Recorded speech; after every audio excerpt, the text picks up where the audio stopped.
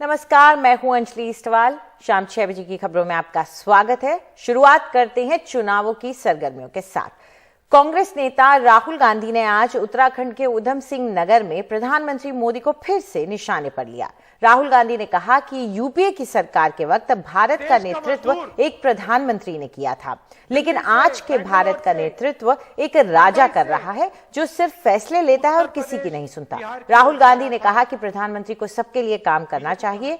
राहुल गांधी के मुताबिक उन्होंने करीब 1 साल तक किसानों की अनदेखी की। साथ ही उन्होंने किसानों को बधाई देते हुए कहा कि किसान तीनों कानूनों के खिलाफ पहाड़ जैसे खड़े रहे और सरकार को सच्चाई दिखाई। उत्तराखंड की जनता का कितना टैक्स माफ किया? उधर नरेंद्र मोदी जी, उनको प्रधानमंत्री कहा जाता है। प्रधानमंत्री जनता से बात करते हैं, प्रधानमंत्री जनता की आवाज सुनता है। नरेंद्र मोदी जी प्रधानमंत्री नहीं है, नरेंद्र मोदी जी 21वीं सदी के राजा हैं। हमें वो व्यक्ति चाहिए जो जनता के बीच में जाए, आंधी तूफान में, बारिश में जनता के बीच में जाए, जनता से बात करे, जनता से गले लगे, जनता से पूछे जनता की कठिनाई क्या है और जनता की बात सुनकर काम करे। वैसा चीफ मिनिस्टर कांग्रेस पार्टी आपको देगी। 1 साल हिंदुस्तान के किसान खड़े थे, नरेंद्र मोदी जी ने उनसे बात तक नहीं की, बात तक नहीं की, उनसे पूछा भी नहीं। नरेंद्र मोदी जी के दरवाजे हिंदुस्तान के किसानों के लिए बंद थे। ऐसी सरकार कांग्रेस पार्टी कभी नहीं चला सकती है। हमारा चीफ मिनिस्टर, हमारे मंत्री, इनके दरवाजे उत्तराखंड की जनता के लिए आपको बंद कभी नहीं मिलेंगे, आपको खुले मिलेंगे। उत्तराखंड के बाद अब बात करते हैं उत्तर प्रदेश के चुनावों की। समाजवादी पार्टी के अध्यक्ष अखिलेश यादव ने आज अलीगढ़ में प्रेस कॉन्फ्रेंस कर बीजेपी को निशाने पर लिया। उन्होंने कहा कि डबल इंजन की सरकार ने उत्तर प्रदेश की जनता को धोखा दिया। अखिलेश ने कहा कि यूपी में कानून व्यवस्था बेहद खराब है और इस बार का विधानसभा चुनाव संविधान बचाने का है। उन्होंने एनडीटीवी से बात करते हुए बीजेपी नेताओं की भाषा पर भी सवाल उठाए। अखिलेश ने बात की हमारे सहयोगी रवीश रंजन शुक्ला से। मेरे साथ में अखिलेश यादव जी हैं। अखिलेश जी से बात कर। अखिलेश जी ये बताइए, अखिलेश जी ये बताइए, आज जयंत चौधरी नहीं दिख रहे आपके साथ में? वो अलग कार्यक्रम कर रहे हैं, हम अलग कर रहे हैं। वो आगरा से लेकर के और विधानसभा में कार्यक्रम कर रहे हैं। अच्छा, जिस तरीके से निजी आरोप लग रहे हैं, चर्बी और गर्मी की बात कर रहे हैं, अमित शाह जी ने ये कहा कि आप अपने चाचा पापा की नहीं सुनते हैं, निजी स्तर पर एकदम आरोप लगने शुरू हो गए। ये राजनीति में होना चाहिए। नहीं, आप मुझसे सवाल पूछ करके सब नकारात्मक सवाल आप पूछ रहे हैं। समाजवादी पार्टी की सरकार बनने पर पुरानी पेंशन बहाल होगी, 300 यूनिट घरेलू बिजली माफ होगी। समाजवादी पार्टी ने जिस तरीके से हरदोगंज में बिजली का कारखाना लगाया, अलीगढ़ में आज हमें एक्सपोर्ट का बड़ा सेंटर बन सकता है। यहाँ के कारीगरों के लिए, यहाँ के कारोबार के लिए अगर रिसर्च इंस्टीट्यूट भी बनानी पड़ी तो समाजवादी सरकार में बनेगी। एक्सपोर्टर्स को क्या मदद कर सकते हैं, क्या इंफ्रास्ट्रक्चर दें जिससे मदद हो। नीरज जी की बहुत इच्छा थी कि अलीगढ़ में एक स्पोर्ट्स यूनिवर्सिटी बने। मैं अलीगढ़ के लोगों को भरोसा दिलाता हूँ कि नीरज जी के साहित्य में जो योगदान है, जो उन्होंने हिंदी के लिए काम किया है, कविताओं में जो उन्होंने काम किया है, उसको लेकर के अगर हमें म्यूजियम के साथ साथ स्पोर्ट्स यूनिवर्सिटी बनानी पड़ेगी तो आने वाले समय बनाएंगे। लेकिन सर, जिस तरीके की भाषा यूज की जा रही है इस चुनाव प्रचार में, बीजेपी के लोग झांसा, झूठ और इनके जितने बड़े नेता उतना बड़ा झूठ बोल रहे हैं। ये अखिलेश यादव हैं जो कि कह रहे हैं कि इस स्तर पर अलीगढ़ में आ चुके आए हुए हैं, तो अलीगढ़ में कह रहे हैं कि हम स्पोर्ट्स यूनिवर्सिटी जो है वो खोलेंगे। अलीगढ़ से अदनान और पवन के साथ रवि रंजन शुक्ला, एनडीटीवी इंडिया। और अलीगढ़ में ही अखिलेश यादव ने यह भी दावा किया कि समाजवादी पार्टी आरएलडी गठबंधन को 400 सीटें मिलने जा रही है, वहीं बाकी बची हुई 3 सीटें ही विपक्ष को मिलेंगी। जो जनता का आक्रोश है, गठबंधन को 400 सीटें मिलने जा रही हैं। और इसलिए बता रहा हूं मैं 3 विपक्ष के लिए। आप ये बताइए, जब हाथरस की बेटी के साथ घटना हुई, कोई कल्पना कर सकता है आज के युग में ऐसी घटना हो जाए? और सही समय पर अगर उस बेटी को, बहन को इलाज मिल जाता तो वो आज हमारे आपके बीच में होती, वो अपने लिए खुद लड़ती।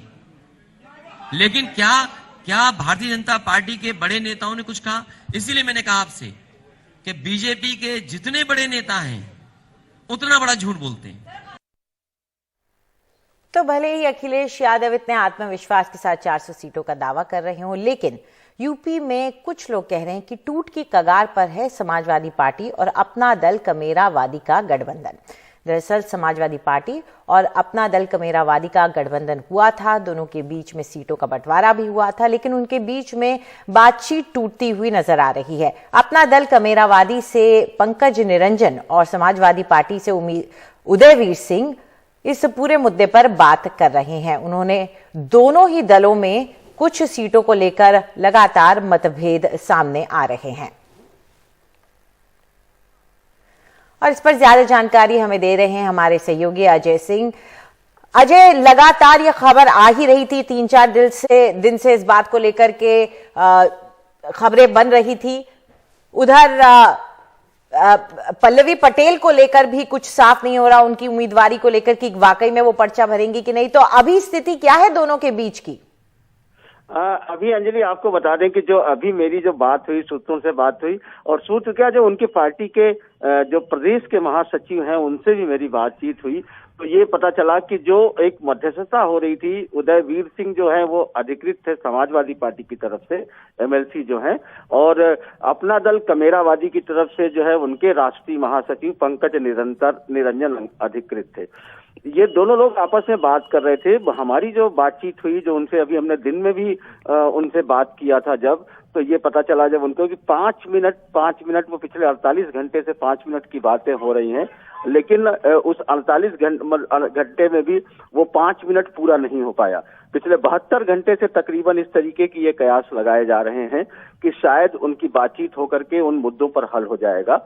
शिराथू सीट पर पल्लवी पटेल का नाम का जो अनाउंसमेंट है वो समाजवादी पार्टी ने किया था, लेकिन उनकी बाकी के भी जो 7वें चरण के जो चुनाव होने हैं उसमें जो सीटें हैं, जो इलाहाबाद की है, बनारस की है, जो आपके मिर्जापुर की है, जौनपुर की है, तो ऐसी कुछ सीटों पर भी जो उनसे तय हुआ था उस पर वो लोग फाइनल बात करना चाहते हैं।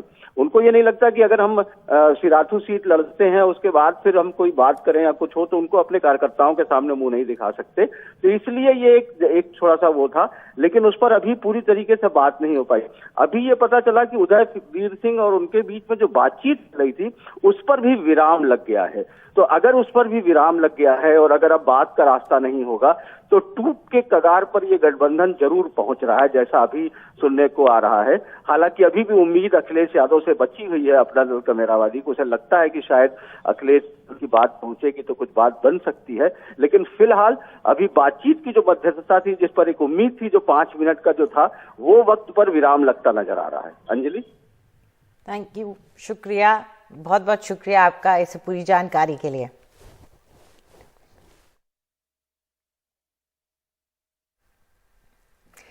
तो बात उत्तर प्रदेश की ही करते हैं। उत्तर प्रदेश में आज हर पार्टी के बड़े नेता रैली और जनसभाएं कर रहे हैं। आज प्रियंका गांधी अलीगढ़ में डोर टू डोर कैंपेन करने के साथ साथ रोड शो भी कर रही हैं। इस दौरान उन्होंने पिछले दिनों से गर्मी निकालने के बयानों पर जो बयानबाजी हो रही है उस पर अपनी प्रतिक्रिया दी। उन्होंने कहा कि चुनाव में ये बात नहीं होनी चाहिए, कोई गर्मी निकाल रहा है तो कोई चर्बी निकाल रहा है, तो मैं कह रही हूं कि भर्ती निकालो, बहुत नौजवान बेरोजगार हैं। हम ये कह रहे हैं कि चुनाव के समय यही बातें होनी चाहिए। अब ये लोग कह रहे हैं कि कोई चर्बी निकाल रहा है, कोई गर्मी निकाल रहा है, तो हम कह रहे हैं भर्ती निकलवाओ, है ना। ये नौजवान तमाम पड़े हुए बेरोजगार, भर्तियां पड़ी हुई हैं, 12 लाख खाली पद पड़े हैं सरकार में, किसी ने भरे नहीं। उधर कल पहली बार विधानसभा चुनाव का पर्चा भरने के बाद गोरखपुर सदर सीट से बीजेपी प्रत्याशी और सूबे के मुख्यमंत्री आदित्यनाथ अब घर घर प्रचार कर रहे हैं। आज गोरखपुर के रामनगर कॉलोनी समेत कई मोहल्लों में योगी आदित्यनाथ ने घर घर जाकर प्रचार किया और लोगों को बीजेपी के पक्ष में मतदान करने की अपील की। इस दौरान उन्होंने लोगों से कहा कि यूपी में अब हर कोई सुरक्षित महसूस कर रहा है। यूपी की तस्वीर और तकदीर दोनों बदली हैं। उन्होंने ये भी कहा कि पहले पश्चिमी यूपी में अराजकता थी और कारोबारी पलायन करने को मजबूर थे। पिछली सरकारों ने अपने लिए सोचा था, उन्होंने व्यापक समाज के बारे में नहीं सोचा।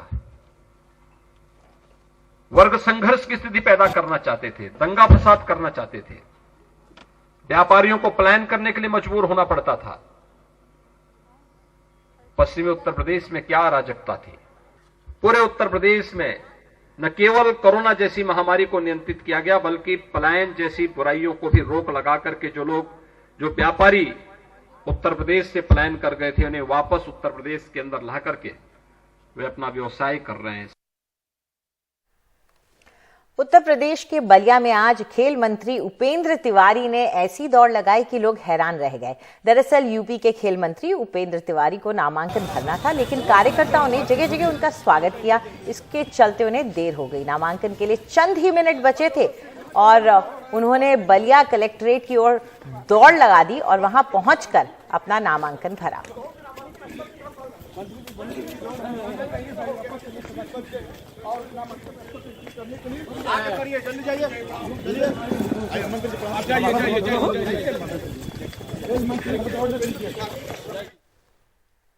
और अभी ले रहे हैं एक छोटा सा ब्रेक, लेकिन उत्तर प्रदेश चुनावों की खबरें बाकी हैं। हम जानेंगे क्या है यूपी के दिल में।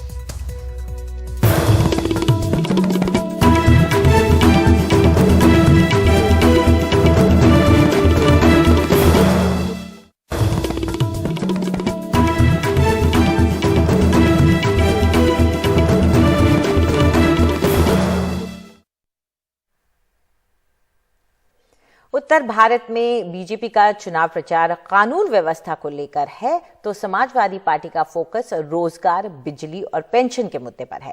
पुराने लखनऊ में क्या है लोगों का मूड, ये जानने की कोशिश की है हमारे सहयोगी सौरभ शुक्ला ने। यूपी में सियासी बिसात बिछ गई है, लगभग टिकट बांटे जा चुके हैं। तमाम राजनीतिक दल प्रयास कर रहे हैं कि लोगों को लुभा लें। बीजेपी का कैंपेन लॉ एंड ऑर्डर, तो वो बता रहे हैं समाजवादी पार्टी को जिन्ना समर्थक, पाकिस्तान समर्थक। उधर समाजवादी पार्टी कह रही है कि वो नफरत की राजनीति नहीं करते, वो राजनीति करना चाहते हैं कि प्रेम की राजनीति हो। हम इस वक्त पुराने लखनऊ में हैं और समझने की कोशिश कर रहे हैं कि पुराने लखनऊ के दिल में क्या है। अन्नू, क्या करते हैं आप? ये मक्खन मलाई बेचते हैं सर। ये मक्खन मलाई बेचते हैं, तो मक्खन मलाई बेचते तो हैं, लेकिन ये बताइए कि इस बार चुनाव में क्या लग रहा है? चुनाव में अभी तक हम लोग भाई उन लोगों से मतलब नहीं, ज़्यादा गालियाँ दे सकते हैं। चुनाव में हम लोगों से भाई मतलब कि अब ये पार्टी में अगर कोई आनी भी है तो योगी जी होंगे और कौन आएगा। योगी जी पसंद है? बिल्कुल। क्यों? उनका बहुत अच्छा लगा, उनका काम अच्छा लगा, बिल्कुल अच्छा लगा। आपके रोजगार में बढ़ोतरी हुई, क्या लगा? तो भाई साहब ये अपनी जगह है, घटा बड़ा तो सब में हुआ करता है, लेकिन उनके कार्य अच्छे हैं। क्या? बहुत से काम अच्छे किए उन्होंने, देखा जाए। जैसे कि सड़क पे हम लोग जैसे गुंडागर्दी थी, सब खत्म हो गई। गुंडागर्दी खत्म हो गई? गुंडागर्दी कुछ नहीं यार, आदमी आता बिहार से सामान ले रहा जा रहा। कमल किशोर, क्या लग रहा है, आप भी सरकार से परेशान हैं, वोट डालने जाएंगे? वोट डालने तो जाएंगे, लेकिन फिलहाल इस सरकार से तो परेशानी है। इस सरकार से परेशान है? जी बिल्कुल। क्यों? अरे सर, रोजगार नहीं मिल रहा है, सब परेशान है हम लोग। रोजगार बढ़ा करो, जो भी परीक्षाएं दो वो तुरंत के तुरंत जो है लीक हो जाती हैं। उधर तैयारी करके आओ, पेपर लीक होता है, दोबारा कराओ, फॉर्म पड़ जाते हैं, अप्लाई हो जाते हैं, लेकिन उसमें कुछ होता ही नहीं। 2-2, 4-4, 5-5 महीने की तैयारी के बाद भी कुछ नहीं हो पा रहा है। तैयारी करने के बाद भी तो इस सरकार से आप नाराज हैं? जी बिल्कुल। पहले चौक ऐसा था कि लोग ढूंढते रहते थे, अब देख लीजिए क्या चौक हो गया है। ये टंडन जी की देन है, लालजी टंडन का। लालजी टंडन को लेकर आप लोग बहुत खुश हैं? बिल्कुल, बहुत खुश रहते हैं। और ये देन उन्हीं की है, जो हम लोग सब लोग मक्खन लगा रहे हैं, ये देन उन्हीं की है। अच्छा जी हाँ। तो आप लोग बीजेपी की सरकार से संतुष्ट हैं? बिल्कुल 100% संतुष्ट है। तो रसिया साहब, इतने सालों से हैं आप यहाँ पर, लग रहा है कि इस बार इस सरकार में काम अच्छा हुआ है या मुद्दे क्या हैं? देखिए काम अच्छा हुआ है, दूसरी बात पार्टी कोई अपोजिट है नहीं, पार्टी अपोजिट नहीं है, कोई नहीं है, चाहे वो अखिलेश हो, चाहे मायावती हो, चाहे कांग्रेस हो। और दूसरी बात योगी का काम भी बढ़िया है। योगी का काम बढ़िया लगा आपको? क्या बढ़िया लगता है? क्या चीज नहीं अच्छा ही है भाई, कम से कम ट्रस्ट तो है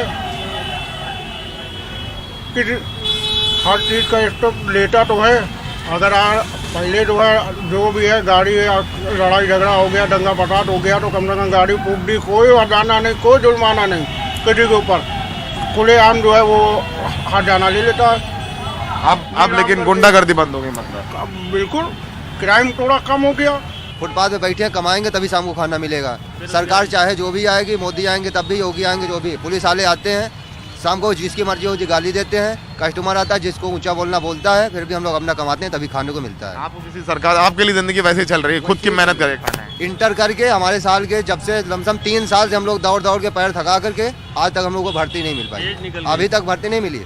जितने भी साल के दौड़ने वाले लड़के थे सब ओवर एज हो गए, सब अपनी अपनी कमाई में निकल गए। जी, तो रोजगार एक मुद्दा है इस चुनाव में आपके लिए? जो मुद्दा जरूर है हमारे लिए, हम लोग ओवर एज हो गए, या तो उसको घटाए सरकार, फिर से पीछे लाए, या तो उसी को डेट बढ़ा के आगे करे। तो आप कितना पढ़े हैं? इंटर किया हमने। सेना में जाना चाहते थे? जी। किसमें भर्ती होना चाहते थे? इंडियन सेना, मिलिट्री में। जीडी का परीक्षा भी दे के आए, लेकिन रिजल्ट कब आएगा कोई पता नहीं है। देखिए, यहाँ पर पुराने लखनऊ में बात करते हुए 2 बातें समझ में आती हैं। पहली बात तो वो लोग हैं जो कानून व्यवस्था से खुश हैं, दूसरी बात जो लोग हैं, जो युवा हैं, वो नाराज़ हैं कि रोज़गार के अवसर नहीं है। अब जैसे ये भैया कोई देख लीजिए कि सेना में भर्ती होना चाहते थे, लेकिन मजबूरी में यहाँ मलाई बेच रहे हैं, रोज़गार मिला नहीं, परीक्षा दे चुके हैं, नतीजा आया नहीं, अब तक क्या करेंगे, कब तक घर में बैठे रहेंगे? तो मजबूरी में यहाँ पर आकर मेहनत कर रहे हैं, क्योंकि घर वाले कब तक रोटी देते रहेंगे। तो फिलहाल ये हालत है। तो रोज़गार एक बड़ा मुद्दा है, लेकिन बीजेपी के फेवर में क्या काम कर रहा है वो है कानून व्यवस्था। सहयोगी राजेश गुप्ता के साथ पुणे लखनऊ में सौरभ शुक्ला, NDTV इंडिया। हमारे सहयोगी रवीश रंजन शुक्ला ने बुलंदशहर में लोगों से बात करके वहां का चुनावी पारा नापने की कोशिश की है। देखिए उनकी ये रिपोर्ट। मैं इस वक्त बुलंदशहर के बिलसुरी गांव में मौजूद हूं। यह आप देख सकते हैं, तमाम सारे बिलसुरी गांव के जो लोग हैं वो यहां पर मौजूद हैं, और ख़ास तौर पर अनुसूचित समाज के जो लोग हैं उनकी हम राय जानने आए हैं कि आखिर क्या समस्याएं हैं, क्या इस वक्त चुनाव में उनके बीच में चल रहा है। हमने देखा कि 2014 में बीजेपी जीती, 2017 में उत्तर प्रदेश में सरकार बनी, 2019 में फिर सरकार बनी। आप लोगों के समाज का भी एक अहम योगदान रहा है। क्या इस सरकार ने कुछ समस्याओं को दूर किया आपके, कि वैसे ही समस्या चल रही है? पिछली बार अब तो ज्यादा चर्चा बीजेपी की चल रही है यहाँ तो। अच्छा, हाँ, लेकिन आप लोगों का समाज क्या सोचता है? सारे समस्याएं आपकी हल हुई इस सरकार में? समाज सोचने के लिए तो जहाँ जितने हमारे ये लोग हैं ये तो सब बसपा पार्टी में ही है वैसे। अच्छा, बीजेपी ने घर घर फ्री कनेक्शन करवाए हैं, कनेक्शन बिजली कनेक्शन गैस के फ्री करवाए। बताओ आज तक अखिलेश ने करवाए हो तो बताओ।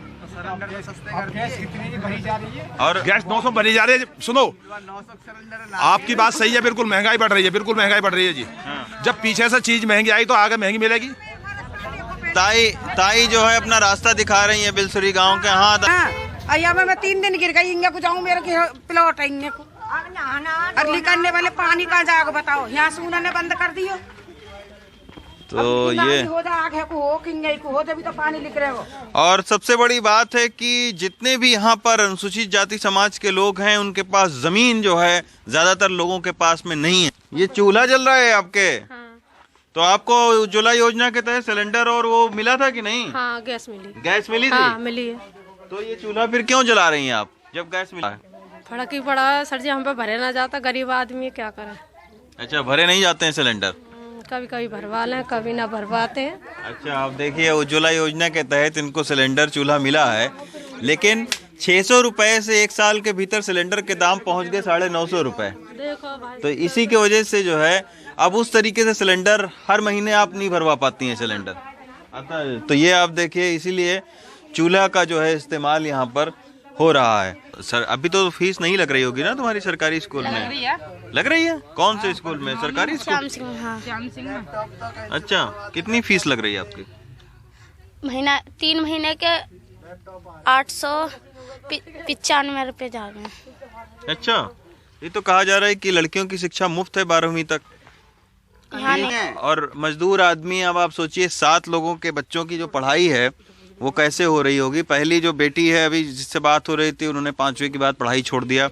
ये कह रही कि 9वीं में पढ़ रहे हैं, फीस इतनी लग रही है 3 महीने का 800-900 रुपये। एक मजदूर आदमी के लिए आप समझ सकते हैं कि अच्छी खासी रकम होती है। अनुसूचित जाति समाज का जो घर है उसमें मौजूद हूँ।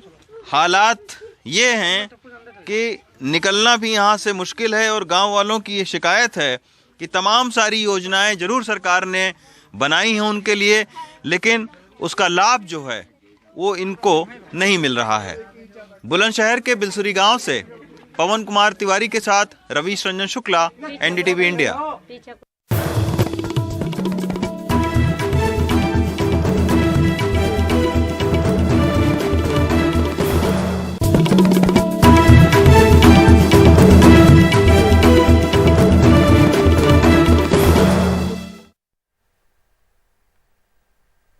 प्रधानमंत्री नरेंद्र मोदी हैदराबाद में हैं, जहां उन्होंने स्टैचू ऑफ इक्वालिटी देश को समर्पित किया है। संत श्री रामानुजाचार्य की 216 फुट ऊंची प्रतिमा स्टैचू ऑफ इक्वालिटी का पीएम मोदी ने आज अनावरण किया। इस प्रतिमा को 11वीं सदी के भक्ति शाखा के संत श्री रामानुजाचार्य की याद में बनाया गया है। इस प्रतिमा को पंचधातु से बनाया गया है। ये धरती मां चाह रही थी। वाल्मीकि भगवान कहते हैं व्रत संपन्न है ये रामचंद्र और अप्रदृश्य वैभव रहने वाला है। लोकनाथा उपमम, सारा जगत को पालन करने का शक्ति रहने वाला है। ये समझकर माँ, ये भूमि, ये तो धरती, ये तस्वीर जो हमने आपको दिखाई, ये थी वो मूर्ति जो कि 216 फुट ऊंची प्रतिमा बनाई गई है। इसका नाम है स्टैचू ऑफ इक्वालिटी। आपको बता दें कि ये पंच धातु में बताई गई है और ये बैठी हुई मुद्रा में दुनिया की दूसरी सबसे बड़ी प्रतिमा है। पंच धातु यानी कि इसमें चांदी, सोना, तांबा, ब्रास और जिंक, इनको मिला करके एक पंच लोहा बनता है, पंच धातु बनता है, उसकी बनी है मूर्ति। ये मूर्ति जो आप देख रहे हैं उसका एक कॉपी है जिसके आगे पूजा की गई और इसके बाद जो बड़ी मूर्ति है उसका अनावरण किया गया है। वहां पर अपना व्रत नियम के अनुसार 10 दिन भी केवल जलपान करते ही अपना समय को वहां पर दिए थे।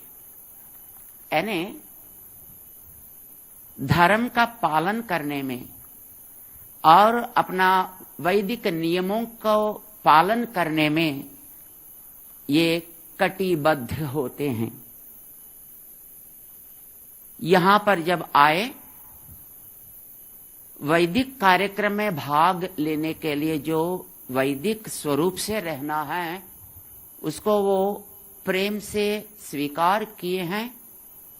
ये भी उनका तो ये वो तस्वीर है जो हम आपको दिखा रहे हैं इस वक्त हैदराबाद से जो आ रही है, जहां प्रधानमंत्री मोदी मौजूद हैं। रामचंद्र भगवान, इस मूर्ति का नाम स्टैचू ऑफ इक्वालिटी भी दिया गया है। 216 फुट ऊंची ये मूर्ति है। 11वीं शताब्दी के भक्ति संत थे श्री रामानुजाचार्य और सोशल रिफॉर्मर थे, संत थे और उन्होंने हमेशा ही एक समानता का जो भाव होता है उसे आगे बढ़ाने की कोशिश की। देश को सभी जाति धर्म के बीच वो चाहते थे कि समानता हो और उन्हीं की इस मूर्ति को इस वक्त उसका अनावरण करने के लिए प्रधानमंत्री मोदी गए हैं। इसका अनावरण हो गया है। पहले उससे पहले वहां पूजा अर्चना की गई और ये अष्ट धातु की जो मूर्ति है वो वहां पर उसका अनावरण किया गया। गर्व से मैं भारत हूं, ये जो तस्वीर आप देख रहे हैं उस वक्त की है जब अनावरण किया गया और इस मूर्ति को जिस बेस पे रखा गया है वही 54 फुट ऊंचा है। इसको भद्रवेदी कहते हैं जिस पर ये विराजमान है और उसके ऊपर पंचतोले की पंच लोहे की पंच धातु की एक ये मूर्ति आप देख रहे हैं। ये संत रामानुजाचार्य की है। इनका आगमन के बाद ही डिजिटल लाइब्रेरी और रिसर्च सेंटर भी यहाँ पर खोला जा रहा है। अलग अलग फ्लोर उसके लिए बनाए जाएंगे जिसके अंदर पुराने भारतीय उपनिषदों की प्रतिलिपियां रखी जाएंगी। एक थिएटर बनेगा, एक एजुकेशनल गैलरी भी बनेगी जहां पर श्री रामानुजाचार्य के कही हुई बातें और उनकी लिखी हुई किताबों को रखा जाएगा। हर प्रकार की जनता चाहे वो कोई भी हो वो सब मिलकर दरअसल ये संत रामानुजाचार्य की 1000वीं और सबका विकास की जन्म तिथि है और उसके लिए 12 दिन का एक पूरा जश्न और समारोह हो रहा है। उसी के दौरान इस मूर्ति का अनावरण किया गया है। एक कुटुंब बनाकर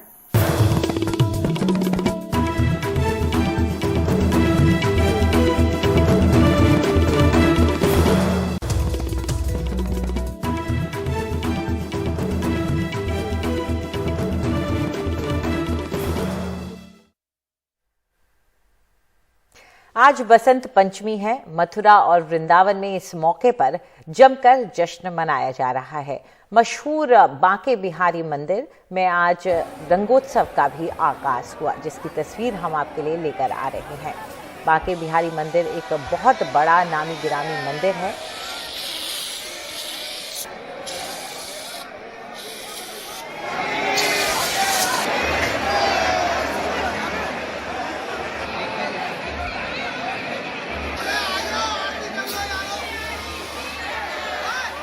कृष्ण भक्तों का बहुत माना हुआ ये मंदिर है जहाँ पर पहुँचे थे आज बसंत पंचमी के मौके पर लोग वहाँ पर, और उन पर आप इस तरह से देख सकते हैं कि रंग की वर्षा की गई। सब वहाँ रंग में सराबोर नजर आए।